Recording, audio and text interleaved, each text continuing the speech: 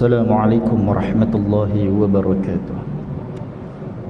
إن الحمد لله نحمده ونستعينه ونهديه ونستغفره ونعوذ بالله من شرور أنفسنا ومن سيئات أعمالنا. من يهده الله فلا مضل له ومن يضلل فلا هادي له. سبحانك لا علم لنا إلا ما علمتنا إنك أنت العليم الحكيم. ولا حول ولا قوة إلا بالله العلي العظيم. أما بعد. Muslimin dan muslimat yang dirahmati Allah Subhanahu wa taala sekalian, alhamdulillah pada pagi ini Allah Subhanahu wa taala masih lagi meminjamkan kepada kita usia, kesihatan dan pelbagai nikmat yang mudah-mudahan kita gunakan pada jalan untuk mentaati Allah Subhanahu wa taala insya-Allah. Dan mudah-mudahan dengan itu Allah Ta'ala menggolongkan kita di dalam golongan hamba-hambanya dan digolongkan kepada kita di kalangan ahli syurganya yang mendapat barakah insya-Allah. Pada pagi ini saya ingin membawakan sebuah kisah yang menjadi topik yang akan kita bicarakan, iaitu berkenaan tentang Sayyidina Umar Al-Khattab radhiyallahu anhu.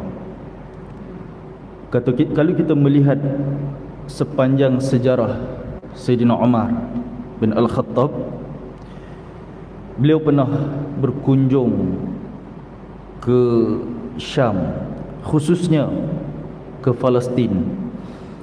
Itu sebanyak 3 kali. 3 kali Sayyidina Umar pernah pergi ke Palestin. Dalam salah satu kunjungan Sayyidina Umar ke Palestin itu, dia ada lalu di depan satu biara Yahudi. Cerita Yahudi ni bukan ada pada masalah ni je. Sejak zaman Sayyidina Umar bin Al-Khattab lagi, orang Islam hidup bersama orang Yahudi di Palestin itu. Dan ada gereja, ada biara, ada sinagog orang-orang Yahudi di sana. Bila Sayyidina Umar bin Al-Khattab lalu di depan satu, kita panggil hari ini sinagog lah kan, biara orang Yahudi ni, dia pun panggil rahib yang ada di dalam tu. Jadi bila rahib dengar Sayyidina Umar panggil nama dia, dia pun jengoi. Tahu jengoi? Dia pun suar muka dia, tunjukkan muka dia ikut tingkap biara tu. Bila rahib tadi pi suar muka dia, tengok nampakkan muka dia di tingkap biara tu, tiba-tiba tak semena-mena Sayyidina Umar bin Al-Khattab menangis. Orang pelik tengok, apa cerita? Tengok muka pendeta Yahudi ni, tiba-tiba Sayyidina Umar menangis. Wahai Amirul Mukminin, apa ini? Jadi Sayyidina Umar jawab. Dia kata, aku teringat firman Allah Subhanahu wa taala di dalam surah Al-Ghashiyah ayat 2 sampai 4. Dia tengok muka biara Yahudi tadi ni, dia teringat surah Al-Ghashiyah ayat 2 sampai 4. Apa dia surah itu sebut? Maksud dia, banyak muka pada hari itu tertunduk hina, bekerja kuat lagi kepayahan, mereka tetap memasuki api yang sangat panas. Hari kiamat nanti banyak muka dia akan tunduk dan terhina diri dia. Sebab apa? Sebab apa yang mereka kerjakan di atas dunia, apa mereka buat sungguh-sungguh ni, mereka ibadat atas dunia ni ikut cara yang salah, bukan ikut cara Islam. Mereka dihinakan dan mereka tetap akan masuk di dalam neraka yang sangat panas. Kisah ini diriwayatkan oleh Al-Hakim dalam Al-Mustadrak daripada Abu Imran Al-Jawni. Kisah ini banyak pengajaran, dan salah satu pengajaran yang boleh kita fikirkan bersama, bila mana tangisan Sayyidina Umar itu kerana kesian tengok orang-orang yang atas dunia ni tungkuih lumuih depa buat ibadat cara yang salah. Ada yang puasa sampai tak makan, sampai mati buat darah. Sungguh-sungguh ni nak ikut ajaran yang depa anggap agama tu yang betul. Tetapi ternyata amalan yang sebegitu tidak akan diterima oleh Allah Subhanahu wa taala. Sayyidina Umar Al-Khattab hiba hati dia, sedih hati dia bila melihat satu orang yang depa ni tekun beramal, tapi semua itu tidak dapat menyelamatkan mereka daripada azab neraka. Ada yang tak boleh kahwin, duduk tinggal di dalam biara, dilarang untuk berkahwin. Ada yang tak boleh pakai pakaian yang macam kita pakai, selipar pun tak boleh pakai. Dan banyak lagi kalau kita tengok amalan-amalan ritual daripada agama lain yang sangat ekstrim, menyalahi kemanusiaan, tetapi semuanya itu dilakukan dengan sia-sia, tidak akan diterima oleh Allah. Bahkan susah mereka di atas dunia dengan melakukan ritual dan amalan tersebut, bahkan mereka lebih susah lagi di akhirat kelak. Dan itulah yang akan menjadi tajuk perbincangan kita pada pagi ini, iaitu badan penat di dunia, neraka membakar di akhirat. Muslimin dan muslimat yang dirahmati Allah Subhanahu wa taala sekalian, dua siksaan kepada mereka. Atas dunia mereka penat, dan akhirat mereka juga akan tenat di dalam neraka. Saya melihat bahawa orang seperti ini ada dua kumpulan. Pertama sekali, orang kafir yang mereka tidak pun kenal dengan akhirat. Golongan pertama ini, mereka adalah orang kafir yang selama hidup di dunia ni tak pernah kenal tentang akhirat dan tidak pernah beramal untuk akhirat. Mereka tak percaya akhirat ni wujud. Kan hari ni kalau kita tengok filem lah tuan-tuan, banyak filem-filem yang cerita pasal akhirat, cerita pasal neraka, mengikut pemikiran dan juga acuan dalam agama yang selain daripada Islam ni.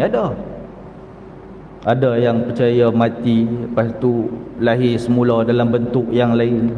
Ada yang percaya mati hangus macam tu je. Ada yang percaya mati bawa segala harta masuk dalam kubur, esok nak pakai hak tu je. Macam-macam. Bahkan Firaun pun percaya kepada hidup lepas mati ni. Sebab itu mereka buat piramid. Bukan tempat tinggal tu, tempat tinggal orang mati. Nak mati, makam dia di dalam tu. Masuk segala harta benda, segala khazanah tu yang orang duk pergi cari. Khazanah dalam dia jumpa.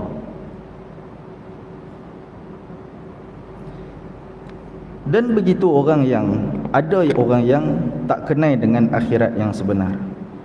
Mereka hidup di atas dunia hanya nak kepada dunia semata-mata. Dia kata akhirat esok dah mati, kena makan dengan ulat, jadi tanah, habis lagu tu je.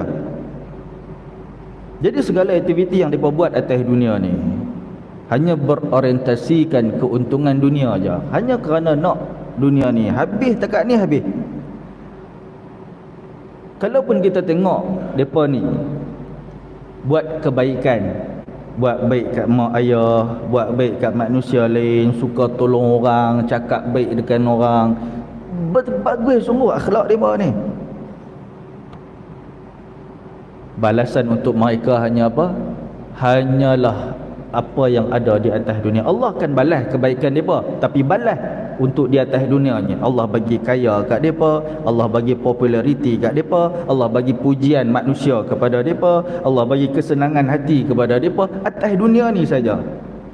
Kerana mereka tak kenal dengan akhirat, dan mereka tidak bekerja, beramal untuk akhirat pun. So keuntungan ukhrawi Umpama redha Allah, syurga Allah, itu semua tidak akan didapati oleh mereka. Macam mana seorang yang boleh masuk syurga tetapi dia tidak beramal untuk nak dapatkan syurga daripada Allah Subhanahu wa taala? Sebab itu Nabi sallallahu alaihi wasallam peringatkan kepada kita, innallaha la yazlimu mu'minan hasanah yuqta biha fid dunya wa yujza biha fil akhirah wa ammal kafir fayut'amu bihasanati ma 'amila biha lillahi fid dunya hatta iza afdha ila al akhirah lam takul lahu hasanatun yujza biha.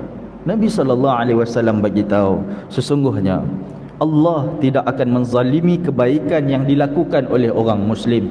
Kita buat baik sikit mana pun, Allah tidak akan menzaliminya. Maknanya Allah pasti akan balas dengan kebaikan. Bagi sedekah sekupang pun Allah akan bagi balasan dia. Bagi sebiji kurma kat orang untuk orang buka puasa pun Allah akan bagi balasan dia. Walaupun kita rasa alah ni kecil je punya hal, tapi Allah ambil kira setiap apa orang mukmin buat di atas dunia ni.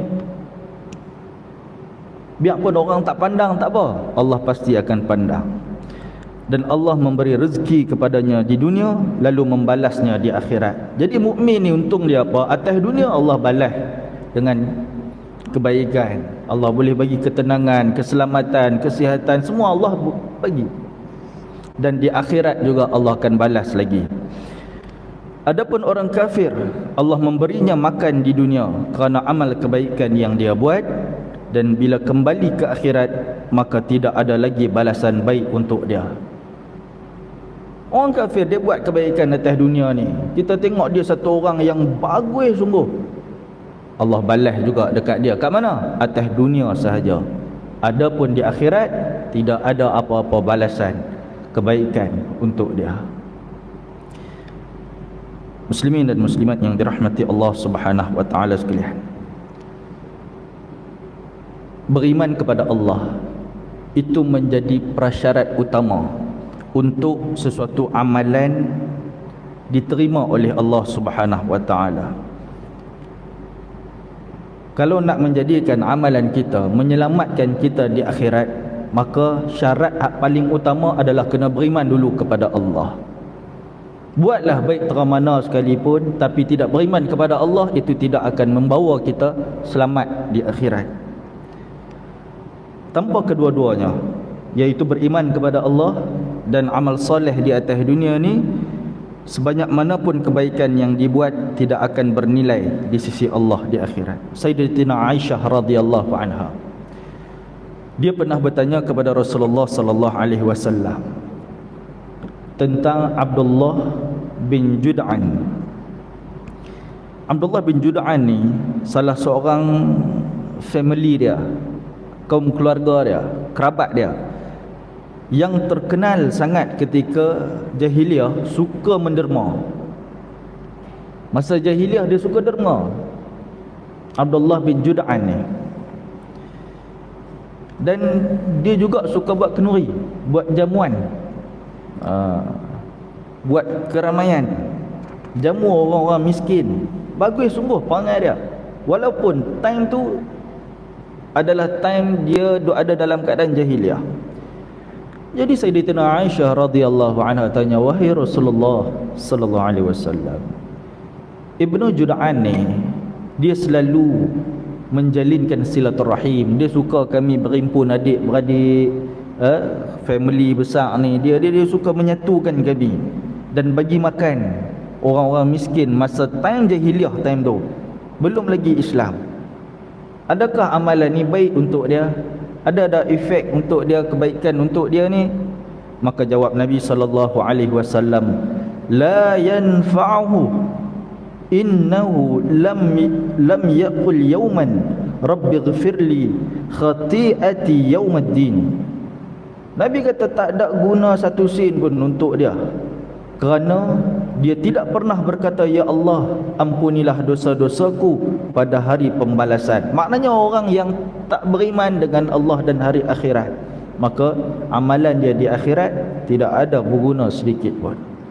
Al-Qadhi Al-Ayyad rahimahullah, dia kata, telah menjadi ijtima' dalam kalangan ulama bahawa amalan orang kafir itu tidak ada manfaat akhirat untuk dia. Mereka tidak akan diberi ganjaran atas perbuatan itu dengan nikmat apa pun, ataupun tidak dikurangkan azab di akhirat kerana amalan baik mereka itu. Tetapi azab yang ditimpakan kepada mereka itu bertingkat-tingkat sesuai dengan kejahatan yang mereka lakukan. Jadi terima azab, cuma bezanya kalau dia ni jenis orang kafir, musuh kepada Islam pula, duk hina Islam pula, duk buat tak elok kepada orang Islam, dia ni lagi teruklah kena, berbanding orang kafir yang suka tolong orang, yang bagus kita tengok kan, perangai dia kena azab juga, tapi tingkat dia ringan sikit lah. Ringan pun tak ringan sangat lah. Kalau kita nak sebut pasal paling ringan pun, pijak atas terompah neraka tu dah mendidih, panas otak kita ni, tu hak paling ringan. Jadi begitulah keadaan orang-orang kafir di sana. Kita tak nafikan bahawa memang kita kenal, kita tahu ada orang di sekeliling kita daripada kalangan kawan-kawan kita, orang-orang kafir yang ada hati mereka ni hati yang mulia, maknanya suka dengan tolong dan bantu orang, ringankan beban orang, suka tolong orang miskin dan sebagainya. Baik hati sungguh mereka ni.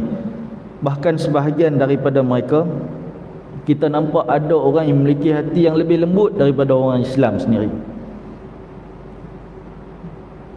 Kan kadang jumpa orang Islam sendiri tak bertegur, duduk dalam lift tu sengak gitu ya, kan, hang aku gitulah.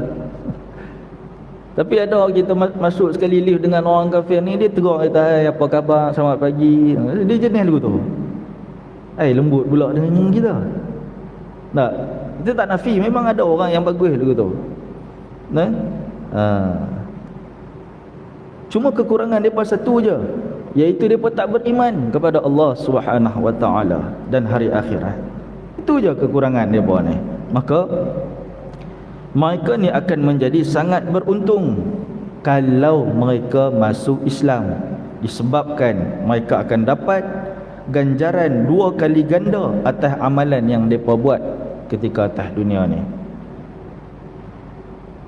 Dapat double ganjaran yang diberikan kepada mereka atas sebab mereka masuk Islam. So amalan-amalan baik yang mereka buat sebelum daripada Islam itu semua akan diterima balik, semua akan di-accept oleh Allah Subhanahu Wa Taala, diiktiraf sebagai ibadah yang akan memberatkan timbangan amalnya di akhirat nanti. Satu orang sahabat Nabi sallallahu alaihi wasallam yang dia ni terkenal dermawan pada zaman jahiliah, iaitu Hakim bin Hizam. Hakim bin Hizam dia tanya kepada Rasulullah sallallahu alaihi wasallam, wahai Rasulullah sallallahu alaihi wasallam, semua amal kebaikan yang aku lakukan masa jahiliah, sedekah, bebaskan hamba, eratkan silaturrahim, adakah semua akan aku dapat pahala bila aku masuk Islam ni? Maka jawab Nabi sallallahu alaihi wasallam, aslamta ala ma aslafta min khair. Kau masuk Islam bersama-sama dengan pahala atas amal kebajikan yang kau buat dulu. Kamu ni Islam dan dulu amal kebaikan kamu baru diterima oleh Allah, akan diterima, akan dikira oleh Allah Ta'ala. Maka dosa dia time tu bersih, pahala pula berlambak. Sebab itu tuan-tuan, jangan pandang sebelah mata, alah ni mu'allak ni kita kan, tengok mu'allak sepanjang sebelah mata kita tengok. Padahal kita tak tahu di sebaliknya depa ni dosa dah tak ada time masuk Islam tu, dan pahala pula banyak, dan kemungkinan boleh banyak lagi daripada kita. Jadi sebab itu yang santuni juga para muallaf kita, orang-orang yang baru memeluk Islam, Nah, mudah-mudahan kebaikan yang ada kepada mereka itu didoakan juga buat kita, kita pun dapat melembutkan lagi hati mereka kepada Islam. Baik, itu kumpulan yang pertama, orang yang memang tak kenal dengan akhirat. Golongan kedua, dia ni Muslim tetapi buta akhirat. Tadi kafir tetapi dia memang buta akhirat lah. Tapi ada juga golongan kedua, dia ni Muslim tapi buta akhirat, tuan. Tu lagi pedih kalau kena kat kita.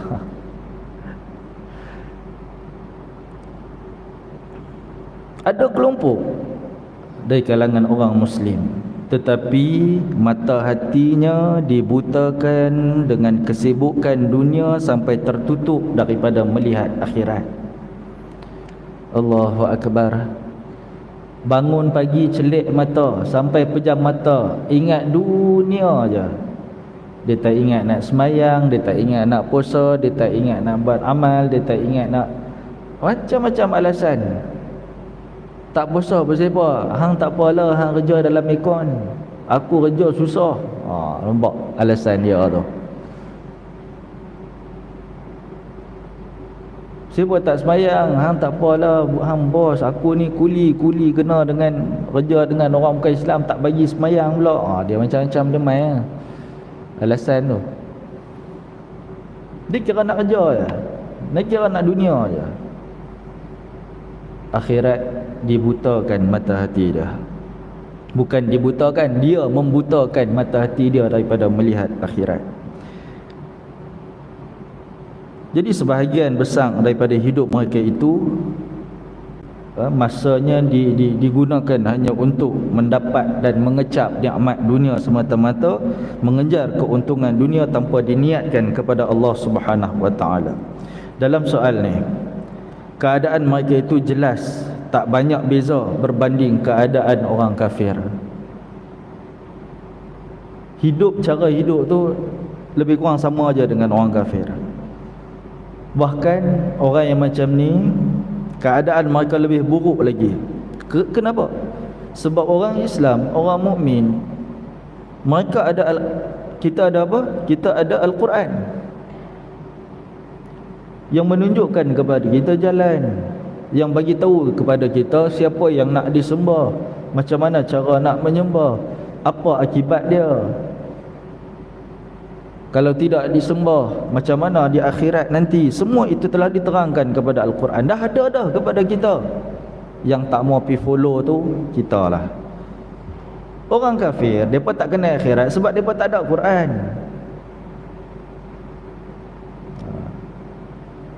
Malu tuan-tuan kat Will Smith. Dia kata aku dah khatam dah 30 juzuk Quran, baca dia punya makna dia. Will Smith, kenal pelakon tu. Tak tahulah dia masuk Islam ke belum, tapi dia abang lagu tu lah. Aku dah baca terjemahan Quran ni 30 juzuk, khatam dah. Ui, kita dengar, aku baca tak habis-habis ni kan. Tapi hidayah tu milik Allah lah. Alhamdulillah kita Islam, dia wallahu alam lah kan. Jadi orang yang macam ni, Ibnu Mas'ud radhiyallahu anhu, dia kata, aku melihat sekumpulan orang yang lebih buruk daripada haiwan. Keinginan mereka hanyalah kepada benda yang masuk di dalam perut dan yang dipakai di tubuh. Namun lebih hairan lagi, aku melihat sekumpulan orang yang memiliki apa-apa yang tidak dimiliki oleh orang kafir ini, namun mengejar apa yang mereka kejar. Oh, pedah Ibnu Mas'ud bagi sahabat Nabi ini. Dia kata apa? Aku tengok ada orang, dia ni lagi teruk daripada haiwan. Siapa dia orang yang lagi teruk daripada haiwan ni? Keinginan mereka hanyalah, apa yang mereka fikirkan hanyalah yang nak dimasukkan ke dalam perut dan apa yang nak dipakai. Hari-hari duduk bincang nak makan apa aja. Nak pergi makan tang malam, nak makan makanan negara mana. Dan apa yang nak dipakai, jenama apa nak pakai, tak tu je hari-hari yang dia fikir. Dia tak nampak masjid, dia tak nampak puasa, dia tak nampak Quran, dia tak nampak semua tu. Ni kata Ibnu Mas'ud, ni lagi teruk daripada haiwan. Tapi lagi heran lagi apa dia? Orang yang macam ni, depa ada Quran, sedangkan orang kafir tidak ada Quran, tetapi mengejar apa yang orang kafir kejar. Muslimin dan muslimat yang dirahmati Allah sekalian. Jadi orang kafir yang buta akhirat dan bahkan orang muslim yang buta akhirat sekalipun, dua-dua kumpulan ini sama-sama akan rugi. Siapa yang hanya beramal dia, kerja dia untuk dunia semata-mata, sepanjang hidup dia, dia akan selalu rasa fakir, dia akan selalu rasa miskin. Dapat banyak macam mana sekalipun, dia takkan rasa tenang. Orang yang lupa akhirat ni, hati dia akan sentiasa rasa kurang, walaupun tubuh dia dah penat dah bekerja, tapi masih lagi rasa kurang aku ni, ada benda aku tak dapat lagi ni, banyak lagi aku nak kejar atas dunia ni. Dia dok akan rasa lagu tu. Dan bila dia mati nanti, hukuman yang lebih pedih yang tersedia untuk dia. Inilah hukuman Allah untuk orang yang melupakan akhirat, sama ada dia ni muslim ataupun dia ni orang kafir. Muslimin dan muslimat yang dirahmati Allah sekalian, kata cerdik pandai, dunia ini ibarat macam air laut. Dunia ni macam air laut. Makin duk teguk dia, makin duk minum dia, makin duk rasa haus, tak rasa puas. Dalam satu hadis qudsi, Allah Subhanahu wa taala berfirman, ya ibnu Adam, tafarragh li'ibadati amla sadraka ghani wa asudda faqrak wa illa taf'al mala'tu yadayka syughla wa lam asudda faqrak. Wahai anak Adam, kata Allah Subhanahu wa taala, luangkanlah masa kamu untuk menyembah aku. Bukan tunggu free baru nak sembah Allah. Luangkan masa, adakan masa. Ni tunggu free nak baca Quran, memang tak free ya. Adakan masa untuk baca Quran, untuk bacakan firman Allah. Adakan masa untuk baca hadis Nabi. Adakan masa untuk sembahyang. Adakan masa untuk zikir. Adakan masa untuk buat amal soleh, sedekah. Adakan. Bukan tunggu masa free baru nak buat. Allah kata tafarragh li'ibadati, bagi ada masa, sediakan masa untuk ibadat kepada aku. Nescaya aku akan memenuhi hatimu dengan kekayaan. Allah balas balik dengan apa? Bagi hati kita ni rasa kaya. Dan aku akan menutup kefakiranmu. Namun kalau engkau enggan melakukannya, nescaya aku akan membebanimu dengan pelbagai kesibukan, tetapi aku tidak menutup kefakiranmu. Hadis riwayat At-Tirmizi. Hadis ini hadis hasan gharib. Kalau kita menyediakan waktu kita untuk beribadat kepada Allah, Allah bagi kekayaan pada hati kita, Allah tutup rasa kefakiran. Tapi kalau kita hanya kejar dunia, dapat banyak mana sekalipun, akan rasa miskin begitulah. Sebab itu kita tak heran orang-orang yang mungkin ada pangkat, ada kekayaan dan sebagainya, masih lagi buat rasuah, masih lagi buat kerja kotor. Kenapa? Kerana rasa fakir, rasa tak cukup, disebabkan hanya mengejar dunia semata-mata. Itulah apa yang Allah sebut. Sebab itu segala aktiviti amal kita atas dunia ni, apa pun kita buat, kita lakukan kena niat kerana Allah Subhanahu wa taala. Jadikan family kita dari rumah pada setiap pagi sebagai jihad. Keluarnya Bila kita keluar nak pergi bekerja, niat dalam hati kita apa dia? Aku nak pergi berjihad, nak dapat harta untuk buat kebaikan kepada isteri aku, kepada anak aku, kepada kaum muslimin yang memerlukan. Tu niat jihad kita kerana Allah.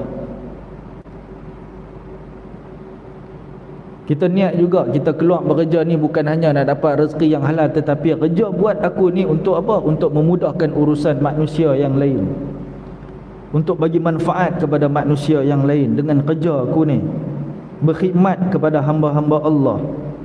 Maka sebab itu setiap saat dalam kerja kita, dalam bisnes kita ke apa sekalipun, nak buat kebaikan untuk bagi manfaat kepada orang, itu menyebabkan kerja kita akan menjadi ibadah kerana Allah Subhanahu wa taala. Syekh Abu Abbas Al-Mursi, ulama Syaziliyah, ulama tasawuf yang sangat soleh, dia pernah berkata kepada murid-murid dia, dia kata, bekerjalah, jadikanlah hayunan cangkul dan kapak serta gerakkan jari kalian ketika menjahit sebagai hitungan tasbih. Kerja boleh jadi ibadat, kerja boleh jadi tasbih apabila niat yang betul kerana Allah, kerana nak bantu manusia, memudahkan urusan seharian dan kebaikan yang dibuat di atas dunia. Dalam riwayat Al-Baihaqi, Al-Hasan bin Basri selalu berpesan, wahai pemuda, kejarlah akhirat.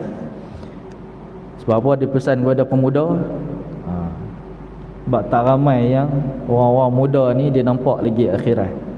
Dia bila lutut dah sakit, rambut dah naik uban, tu pun kadang-kadang tak ingat lagi akhirat, kan? So Hasan Al-Basri dia kata, wahai pemuda, kejarlah akhirat. Seringkali kita melihat orang yang kejar dunia, seringkali kita melihat orang yang kejar akhirat, dia akan dapat akhirat dan dunia sekali.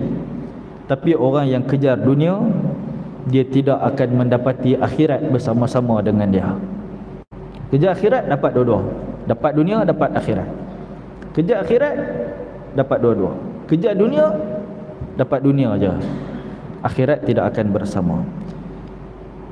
Jadi siapa-siapa yang nak memiliki kelurusan niat dalam bekerja, kena selalu baca surah At-Takatsur. Balik nanti, ni homework sikit. Buka surah At-Takatsur, baca maksud dia, baca tafsir dia. Alhaakumut takatsur, baca sambil faham makna dia.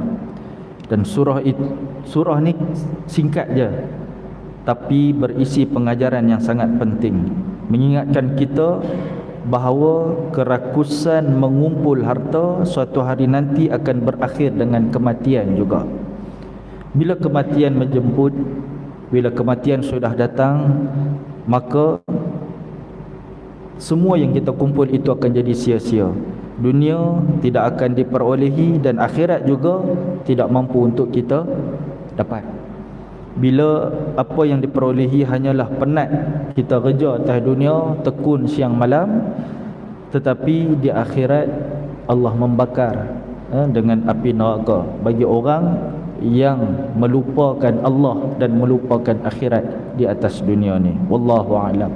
Mudah-mudahan sedikit pengisian ini memberikan satu gambaran dan jentikan kepada hati kita supaya kita melihat sentiasa akhirat kita dalam apa pun kita buat, bukan dalam di masjid saja, di luar masjid sekalipun, dalam bekerja kita, dalam berkawan kita, dalam bersosial kita, dalam berekonomi kita, kita melihat akhirat itu di depan kita sebagai wawasan yang kita akan tuju satu hari nanti.